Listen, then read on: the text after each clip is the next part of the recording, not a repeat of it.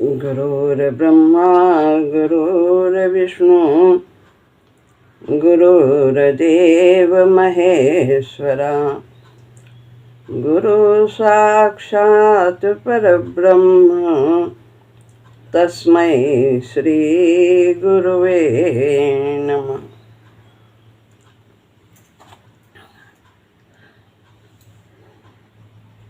श्रीमद् भगवद गीता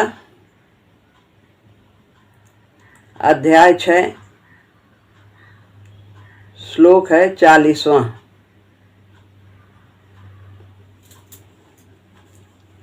श्री भगवान वाच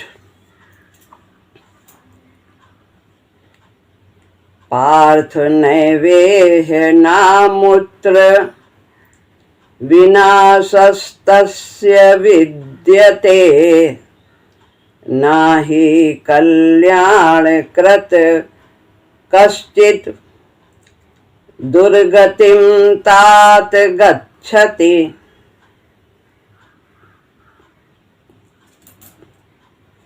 यहाँ पर उत्तरार्ध यानी नीचे की लाइन में संधि है 8 के बाद, जिसे हमें तोड़ना है। तो कश्चित, यहाँ दा है, कश्चिद है तो दा का बनेगा ता, ज ल दा बनता है ता।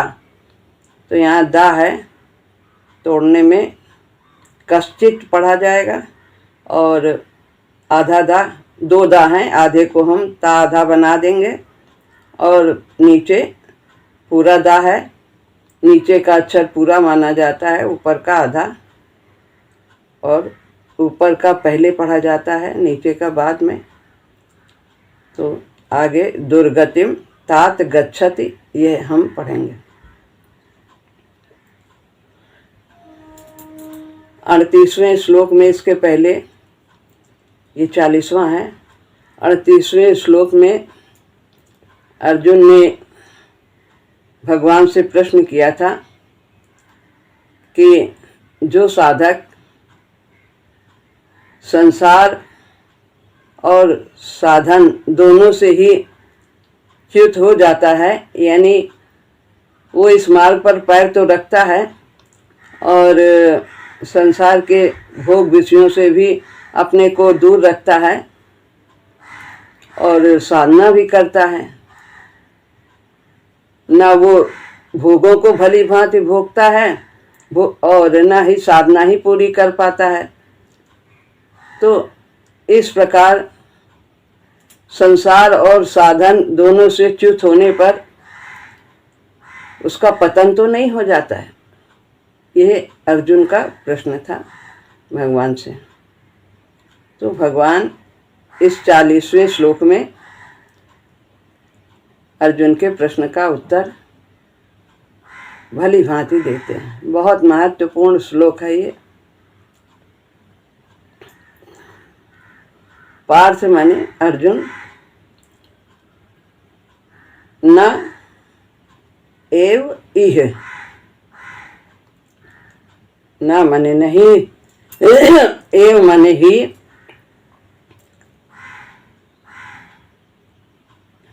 इह यानी कि इस श्लोक में, इस श्लोक में भी, ये भी कहीं लगा देते हैं ए का और कहीं ही लगाते हैं। तो ना अमूत्र, ना माने नहीं, अमूत्र माने परलोक, विनाशस यानी सा का विसर्ग बन गया तो विनाशः, विनाश यानी कि पतन, तस्य माने उसका, विद्यते होता है, ना ही कल्याणकृत कश्चित दुर्गतिम तात गच्छति। और ही माने क्योंकि, ना माने नहीं, कल्याणकृत कल्याणकारी कार्य करने वाले का, यानी कल्याण की चेष्टा करने वाले का, कश्चित माने कोई भी मनुष्य का जो कल्याण की चेष्टा करता है, दुर्गतिम यानी दुर्गति को, तात अर्जुन को बहुत प्यार करते हैं, तो जब बहुत प्यार भगवान के अंदर होता है अर्जुन को प्यार करने के लिए, तो वो तात का ही शब्द इस्तेमाल करते हैं। और यहाँ एक ही बार गीता में भगवान ने अर्जुन को तात कहा, तो बहुत प्यार से समझाते हैं। गच्छति माने जाता है। तो हे प्रथानंदन, हे पार्थ, प्रथा माता का नाम था अर्जुन की, कुंती को प्रथा भी कहते हैं। तो हे प्रथानंदन, उसका ना तो इस लोक में, यानी उसका किसका, जो साधक है, जो साधन पथ पे लगा है, उसका ना तो इस लोक में और ना परलोक में ही विनाश होता है। क्योंकि हे प्यारे, तात के लिए कल्याणकारी कार्य करने वाले मनुष्य का, कोई भी है, कल्याणकारी काम करने वाले कोई भी, कश्चित कोई भी मनुष्य की दुर्गति नहीं होती, वो दुर्गति को नहीं जाता। यहाँ पर भगवान स्पष्ट करते हैं। अब कल्याणकारी कार्य है क्या? बहुत पूजा भजन किया, दान किया, जो भी किया, लेकिन सकाम काम यदि है तो वो कल्याणकारी नहीं। सांसारिक कामना से युक्त होकर के किया तो वह कल्याणकारी कार्य नहीं। भगवान की प्राप्ति की भावना से जो कार्य किया जाए वो सब कल्याणकारी कार्य।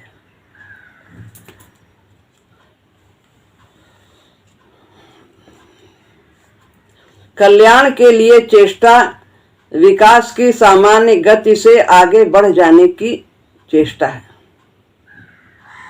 विकास की सामान्य गति से तो सभी आगे बढ़ रहे हैं, पशु पक्षी भी आगे बढ़ रहे हैं, प्राणी मात्र आगे बढ़ रहा, विकास कारणीय शक्ति सबको आगे लिए चली जा रही है विकास की ओर।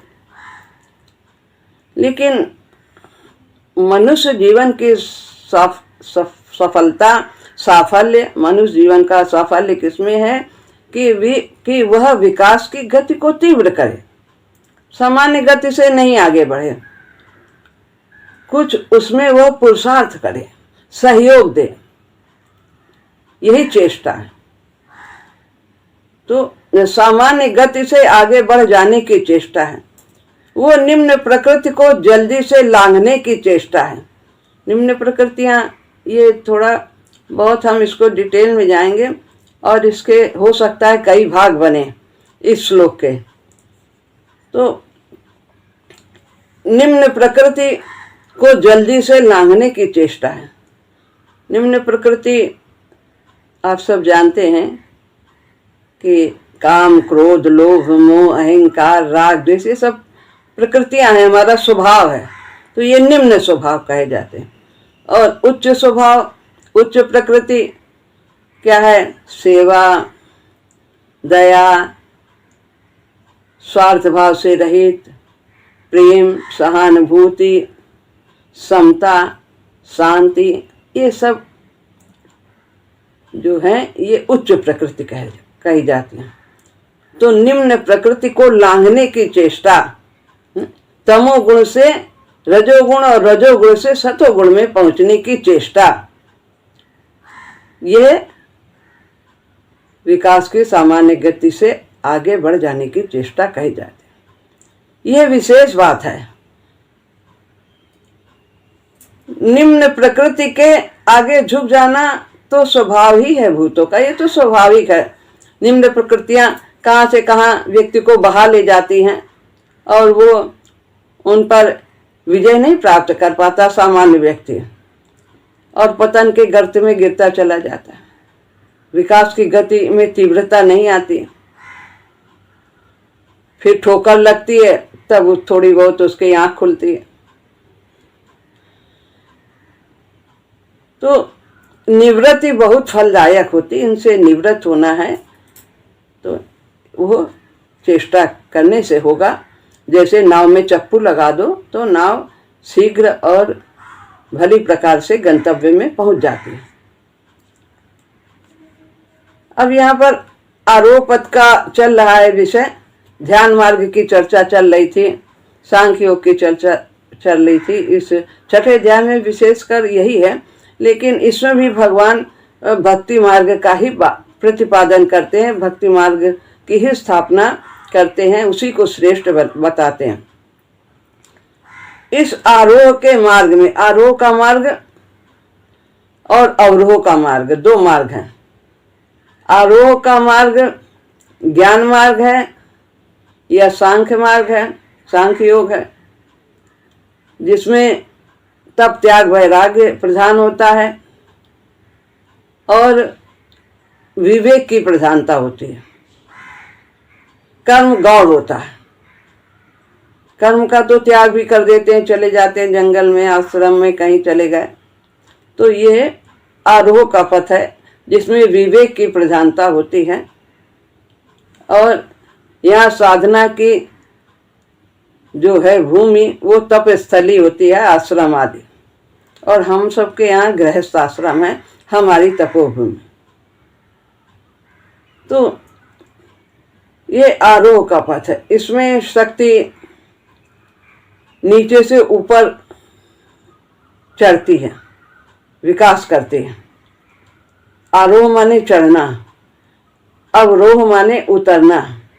हमारा अवरोह का पथ है, भक्ति का पथ है।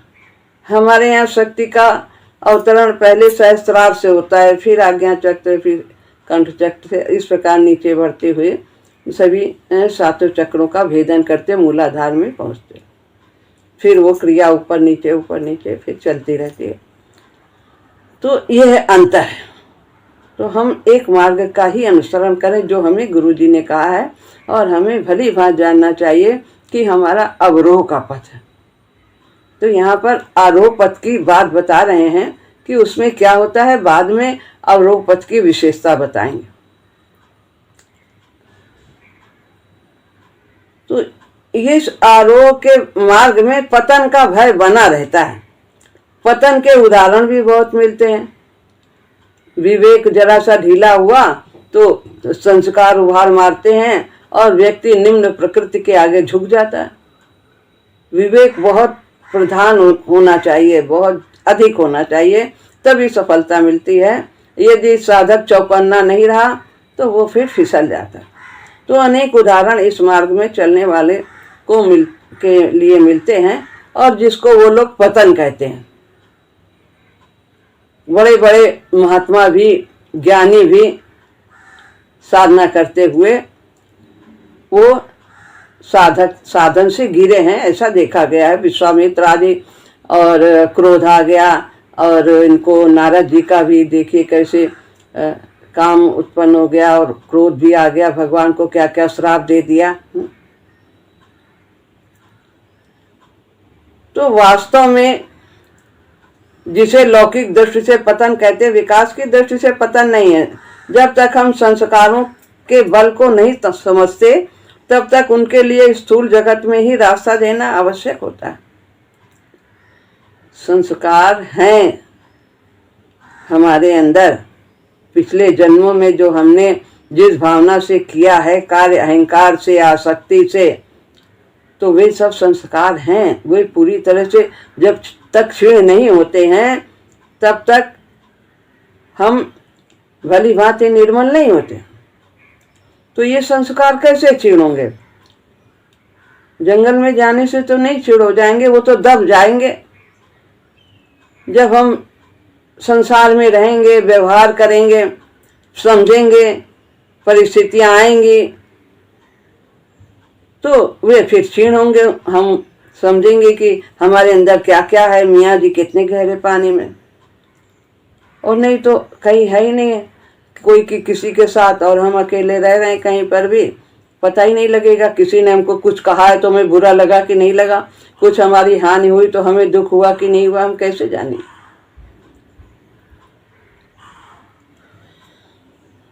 तो उसके लिए रास्ता देना होता है। रास्ता क्या है? यही संसार में रहना, परिवार में रहना, लोगों के बीच में रहना। तो बोध होगा हमको कि हमारे अंदर कितनी कामना है, कितनी आसक्ति है, कितना अहंकार है, पता लगेगा। थर्मामीटर से ही तो बुखार हम भली भांति नाप पाते हैं। कुछ फोड़ा होता है, कुछ होता है ऊपर बीमारी, तो हमें पता लगता है कि हमारे शरीर में कुछ तालमेल की गड़बड़ी है, कुछ गड़बड़ चीज पहुंच गई है, फिर उसका इलाज करते हैं। तो परंतु हम इस बात को स्वीकार नहीं करते, तो प्रकृति विद्रोह करती है और हम स्वीकार नहीं करते। हमारे अंदर ये कमी है, क्या है हम जानते ही नहीं, और हम चले जाते हैं, घर द्वार छोड़ के जंगल में चले जाते हैं और वहाँ पर सोचते हैं हम बिल्कुल निर्मल हो जाएंगे। तो रास्ता देना पड़ता है। बांध बांधना समस्या का हल नहीं है।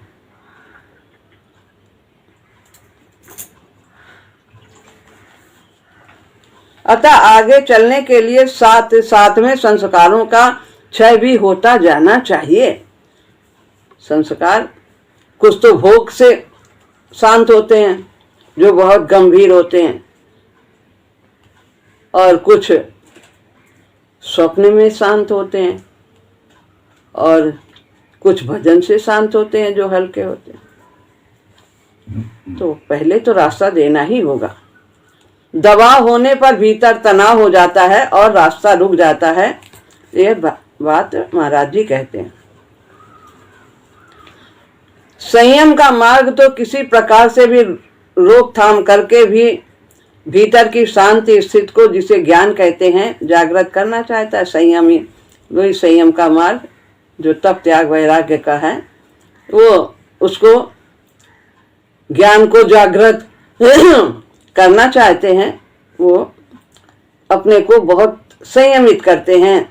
ये नहीं खाएंगे और ये नहीं पहनेंगे, पैसा नहीं छुएंगे, सब चीज से दूर रहना।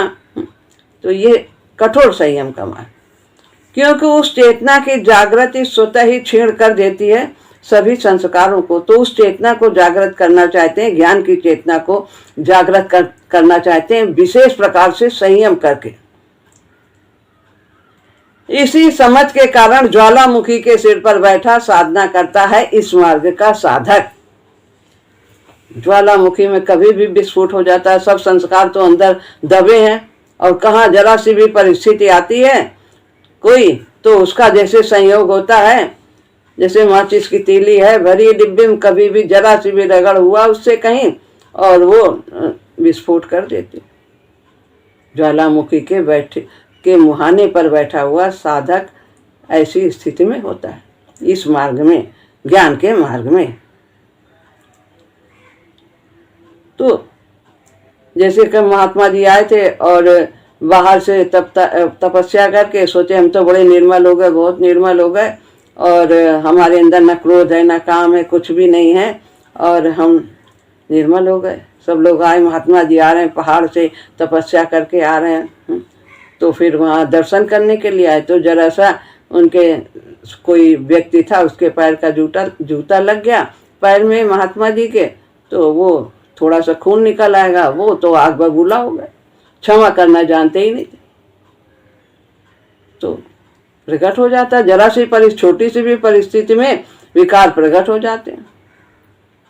और हम लोग गृहस्थ आश्रम में रहते हुए, ये हमारा तप है, सहन करना, सामंजस्य स्थापित करना, यही सिखाया जाता है। तो जैसा ऊपर कहा, यहाँ भी एक नियम है, एक मात्रा तक दबाव सहन हो सकता है, उसके बाद व्यक्ति की अग्रगति के लिए आवश्यक होता है कि वो उसमें कुछ विस्फोट जैसा हो, वो प्रकट हो। देखने वाले को लगता है कि हाँ, यदि ऐसा ना होता तो मैं कहाँ पहुंच जाता, यदि क्रोध ना करता, अगर वो परिस्थिति ना आती तो हमारा ये क्रोध ना होता, ये विषम परिस्थिति में हम फंस गए। तो देखने वाले को लगता है कि पतन हो गया, ये गिर गया, इसको क्रोध आ गया, इसके काम आ गया। लेकिन नहीं, तो भीतर के विकास की शक्तियों के द्वारा एक नियंत्रण हो रहा है, उसी नियंत्रण के अनुसार ये उतार चढ़ाव होते हैं। व्यक्ति की गति की सीमाएं हैं वो धीरे धीरे लांघी जाती हैं। विकास जो है वो धीरे धीरे होता है। स्वभाव का परिवर्तन समय और धैर्य की मांग करता है। जैसे सहज पके सो मीठा हो। समय एक समय के पहले यदि पाल में रख भी दिया जाए आम तो वो सड़ जाएगा। तो एकदम से तमोगुण से हम सतोगुण में नहीं जा सकते। तमोगुण से रजोगुण में, रजोगुण से फिर हम तभी हम सतोगुण में जाए। बाह्य त्याग संस्कारों के सौम्य रूप से क्षय होने के लिए रास्ता बंद कर देता है। सौम्य रूप से फिर संस्कार क्षय नहीं होते। हमने सब छोड़ दिया बाहर से, सब ये नहीं छुएंगे, पैसा नहीं छुएंगे, घर नहीं देखेंगे, बच्चों को नहीं देखेंगे, चले जाएंगे, ऐसा भोजन नहीं करेंगे, ऐसे कपड़े नहीं पहनेंगे, गेरुआ ही पहनेंगे, सब शान गिन के खा लेंगे। हम लोग खाते हैं, भगवान का भोग लगता है, सब कुछ जो कुछ प्रभु ने दिया है सुंदरता से उसको रखते हैं और प्रभु को भोग लगाते हैं, फिर प्रसाद रूप में उसे ग्रहण करते हैं। उससे हमारे अंदर सात्विक संस्कार उत्पन्न होते हैं। तो बाह्य त्याग संस्कारों के सौम्य रूप से क्षय होने के लिए रास्ता बंद कर देता है। सौम्यता खो जाती है। सहज रूप से संस्कार क्षय नहीं होते, दब जाते हैं। मनुष्य के भीतर तो बहुत कुछ रहता है। अंदर कितने कितने संस्कार होते हैं, विकार होते हैं। अब वैराग प्रबल होता है, बाद में वासनाएं जग जाती हैं, बुद्धि हार जाती है। वासनाओं के बल को थाम नहीं सकती, बुद्धि भी हार जाती, नहीं कंट्रोल कर पाती। जानती है कि ये गलत है, नहीं करना चाहिए, लेकिन फिर भी उसका जो ज्ञान है वो ढेर हो जाता है, वो नहीं चलता उसका संस्कारों के बल के आगे, क्योंकि विवेक अभी प्रधान नहीं हुआ, अभी उसने कदम रखा है साधना में। और तमाम समस्याएं ऐसी आ जाती हैं जिसमें बुद्धि हार जाती है। बुद्धि ही एकमात्र नेत्री नहीं है, वो भी अस्थिर है। बुद्धि भी हमारे वही नहीं कंट्रोल करती है।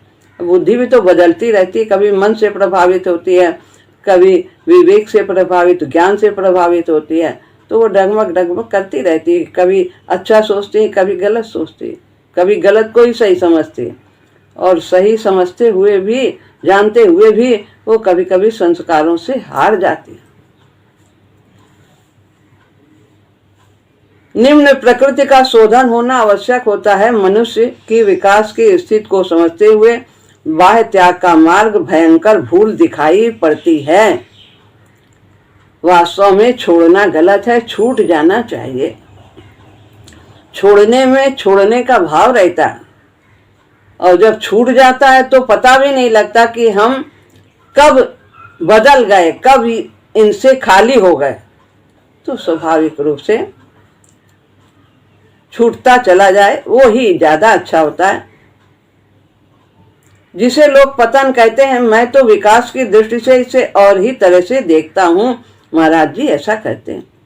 यदि कुछ हमसे हो भी जाता है गलत, तो वो संस्कार क्षीण होते हैं। वो गलत करके फिर वो सीखता है और पश्चाताप करता है, उसकी पीठ नहीं थपथपाता, वो उससे पाठ पढ़ता है। भक्ति का मार्ग, अब भक्ति का मार्ग बता रहे हैं। अवरोह पथ, उसकी क्या विशेषता है, और इसमें तो जो कमियां बताई, आरोह पथ की ज्वालामुखी के मुहाने पर बैठ के वो साधक साधना करता है। कभी भी विस्फोट हो सकता है, कभी भी संस्कार उभर सकते हैं। तो अब भक्ति के मार्ग की विशेषता बता रहे हैं। भक्ति का मार्ग समर्पण का मार्ग है। समर्पण का मार्ग, सब कुछ तेरा है। मेरी कला, कौशल, योग्यता, तन, धन, बुद्धि कुछ भी मेरा नहीं है, सब कुछ प्रभु आपका ही है। जैसे चाहो वैसे रखो। कुछ पाने में हर्ष नहीं, कुछ जाने में शोक नहीं, सब कुछ आपका है, आपका पूरा अधिकार है। और आप हमारे परम सुहृद हो, इतना दृढ़ विश्वास होता है। समर्पण का मार्ग, पतन की आशंका से रहित होता है, इसमें कोई पतन नहीं होता, प्रभु संभाले रहते हैं। साधक अपने को समर्पित करता है, शरणागत होता है। शरणागति पहले होते हैं, जैसे भी हैं, अच्छे बुरे कैसे भी हैं, हम आपके हैं, आप ही हमें संभालो, जिधर ले चलोगे उधर ही हम जाएंगे। तो शरणागत होता है और फिर वो शरणागति से प्रभु से समर्पण की ओर पहुंचा देते हैं, पूरी तरह से समर्पित हो जाता है। पतन की आशंका से रहित होता है, वो भोग को प्रभु से स्वीकार करता है।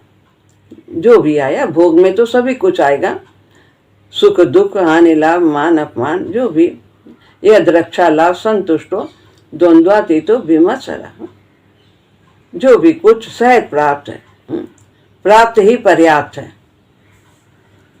तो वो भोगों को प्रभु से स्वीकार करता है। पहले भोग की लालसा समाप्त हो जाती है, फिर वो स्वयं ही झड़ जाती है। धीरे धीरे भोग में जो रुचि है, कामना है, ये पाएंगे, इंद्रियां विषयों की ओर दौड़ती हैं, वो धीरे धीरे उनकी लोलुपता कम होती चली जाती है और फिर वो एकदम से क्षीण हो जाती है, समाप्त हो जाती है। सब कुछ देखते हुए भी, सब में रहते हुए भी उनमें वो आसक्त नहीं होता। सब कुछ प्रभु का प्रसाद है। जो कुछ साधना और स्वास्थ्य की दृष्टि से सहायक है, उसी को वो ग्रहण करता है। प्रभु मुखी हो जाने पर निवृत्ति होती है, आत्मा चाह छोड़ देता है। अंतरात्मा, अंतरात्मा में क्या है? ये मन, बुद्धि, इंद्रियां, प्राण, हृदय, इन सब की अपनी अपनी तृप्ति की चाह होती है। सबके अपने अपने सेल हैं और वो सब अपने अपने अनुसार कार्य करते हैं, अपनी अपनी चाह रखते हैं और उन्हीं की पूर्ति में अभी तक सब लगे रहे। तो वो सब जीव, आत्मा जो चाहता है उसकी पूर्ति में लग जाते हैं, जीव की तृप्ति में लग जाते हैं। आत्मा तो केवल भगवान से योग ही चाहता है, लेकिन मन, बुद्धि, इंद्रियां ये सब अभी तक मनमानी करते रहे, सब अपने अपने दौड़ में लगे रहे और आत्मा सोई हुई थी। लेकिन जब जाग जाती है, सोता सिंह जगे मन बन में और भागे पशुवत विषय विकार। जो सो रही आत्मा, सोता सिंह जगे मन बन में, भैया जी ने लिखा है, तो भागे पशुवत विषय विकार, सब ये सब शांत हो जाते हैं। तो फिर इन्हीं की चाह में, आत्मा की चाह में ही सब लग जाते हैं, सहयोग देते हैं, पूरी तरह से सब प्रभुमुखी हो जाते हैं। क्रमशः मन, बुद्धि, प्राणादि भी वैसे ही हो जाते हैं। यही कहा संघर्ष। अब इसमें 6 बातें महाराज जी ने बताई हैं कि भक्ति मार्ग में क्या विशेषताएं हैं।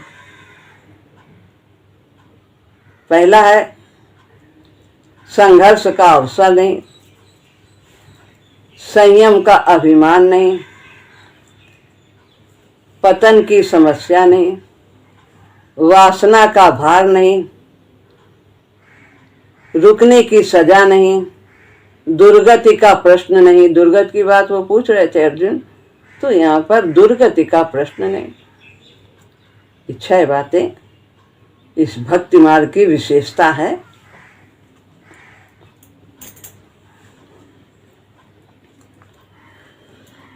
संघर्ष का अवसर नहीं, थोड़ा थोड़ा सा इसके बारे में हम जानेंगे। संघर्ष का अवसर नहीं कैसे? कि जीवन में उतार चढ़ाव सभी के आते हैं, इसी को जीवन कहते हैं। तो ये सब होगा, सब कुछ होगा, मान अपमान, हानि लाभ, वियोग संयोग, सुख दुख, स्वास्थ्य अस्वास्थ्य, सब आएगा।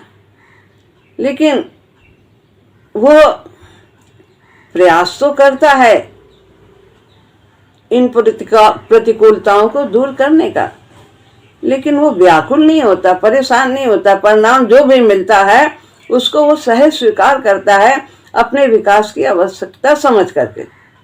तो संघर्ष का अवसर नहीं, ये नहीं कि बीमार हो गए तो हम इलाज ही नहीं करेंगे, नहीं करेगा, परिणाम जो है स्वीकार है।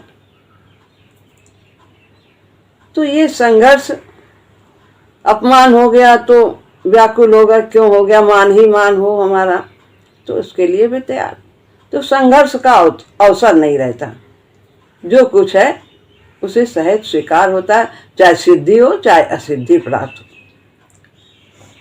हो। और संयम का अभिमान नहीं। संयम जितना भी हम निर्मल हो चुके साधना करते करते, वो सब कैसे हुआ? वो प्रभु की कृपा से हुआ। हमारी साधना के द्वारा नहीं हुआ कि हमने इतना नाम जप कर लिया, हमने इतने अच्छे अच्छे कार्य कर लिए, दान कर लिया, यज्ञ कर लिया, इतना सब कुछ कर लिया, सत्संग कर लिया, इसकी वजह से हमारा क्रोध कम हुआ, लोभ कम हुआ, विकार कम हुए। नहीं, इसकी वजह से नहीं हुआ। ये तो सब प्रभु की कृपा से हुआ। तो संयम का अभिमान नहीं।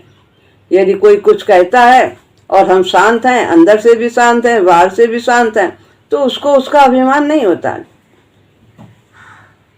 भगवान ने बचा लिया, प्रभु की कृपा से हुआ। उसे पता ही नहीं लगता कि हमारे अंदर ये विकार नहीं है, हमारे अंदर ये गुण है, ऐसा नहीं उसे। तो और पतन की समस्या नहीं। पतन भी यदि हो गया, कुछ कभी हो गया, गलती हो गई, तो उसे भी वो स्वीकार करता। हमारे मार्ग में इसको पतन नहीं कहते, अंदर था वो निकल गया और उसका पश्चाताप करता है और हल्का हो जाता है। वासना का भार नहीं, वासना का भार नहीं कि अरे हमारे अंदर ये कमी है, अभी इतना हमारे अंदर कामनाएं हैं, अभी इतना क्रोध है, अभी बहुत लोभ है, क्या करें, कैसे हम एक दिन में ही सब अच्छे हो जाएं, सब निकल जाए, आज ही सत्संग गए हैं, आज ही सब हमारा सब दूर हो जाए। तो वो घबराता नहीं, उनको देखता है। महाराज जी ने कहा, fear it not, fight it not, hate it not, only understand and recognise it. आप इनसे डरिए नहीं, लड़ाई भी मत करिए, घृणा भी मत करिए, केवल इनको समझिए, पहचानिए कि ये हमारे शत्रु हैं और हमारे लिए हानिकारक हैं, हमारे विकास की गति को अवरुद्ध करने वाले। बस इतना समझना है। जैसे कमरे में जाएं, अगर कोई बता दे कि यहाँ पर कोई भयानक जानवर है, वो बैठा है, तो फिर हम उसको समझ जाएंगे, वहाँ पर नहीं जाएंगे। वही समझना है, पहचानना है कि शत्रु है, उस रास्ते पर नहीं चलना, पहचानना है। चल, चोर आया कमरे में, अगर उसको उसकी नज़र हमारी नज़र से मिल जाती है तो उसका बल तुरंत बहुत कम हो जाता है। तो हम उसको पहचानेंगे तो उसका बल कम हो जाता है, संस्कार का। तो बताया कि वासना का भार नहीं, सब धीरे धीरे क्षीण हो जाएगा, प्रभु की कृपा से क्षीण होगा। जो गुरुदेव ने रास्ता बताया उस पर चलते चले, अधीर होने की जरूरत नहीं है। पहाड़ के नीचे खड़ा है और वो धीरे धीरे धीरे धीरे करता हुआ चोटी पे पहुंच जाता है। और जो सोचता है अरे इतना चलना है, इतना बाकी, इतना कैसे करेंगे, वो नहीं, वहीं का वहीं रह जाए। कितना भी कठिन हो, रास्ता चलने से पार हो जाता है। तो फिर है रुकने की सजा नहीं। यदि हम साधना कर रहे हैं और बीच में हमारी साधना कोई ऐसी परिस्थिति आ जाती है, हमारा मन विचलित हो जाता है, बहुत विषम परिस्थिति आ जाती है, अभी इतना हमारे अंदर श्रद्धा नहीं है, कमी है कुछ, तो हम कुछ दिन के लिए साधना यदि छोड़ भी देते हैं तो रुकने की सजा नहीं। जहाँ से छूटे हैं, जितना बढ़े हैं, उसके आगे ही चलेंगे। जैसे कोई 4 दर्जा पढ़ा है, फिर उसके बाद 1 साल छोड़ देता है, बैठ जाता है, फिर उसके बाद उसके पास सर्टिफिकेट है, एडमिशन लेता है, तो फिर वो 5वीं में जाता है, फिर दर्जा 1 से नहीं चलता। हम कभी भी कहीं चलते हैं, घर से बीच में हम विश्राम कर लेते हैं और फिर उसके बाद चलते हैं, तो जहाँ तक चलें उसके आगे ही चलते हैं। और फिर छठी बात है, दुर्गति का प्रश्न नहीं, इसमें दुर्गति नहीं होती है।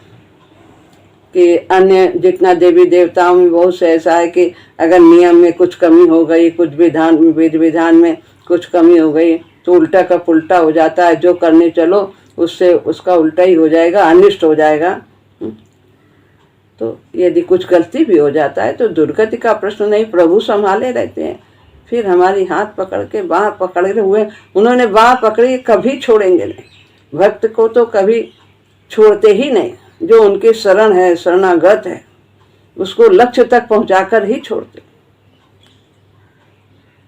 तो इस तरह यह है, दुर्गत का प्रश्न नहीं। इसमें कि कभी भी बुरी अवस्था होती ही नहीं। कल्याण करने वाले का, जो कल्याण की चेष्टा करता है, उसके दुर्गत होती ही नहीं। अब आगे जो है वो बताएंगे कल्याण की चेष्टा है क्या, इस पर विचार करेंगे। तो अब इसका भाग 2 हम कल करेंगे। आगे अभी ये पूरा नहीं हुआ ये श्लोक, इसको यहीं पर रोकते हैं। श्री राम।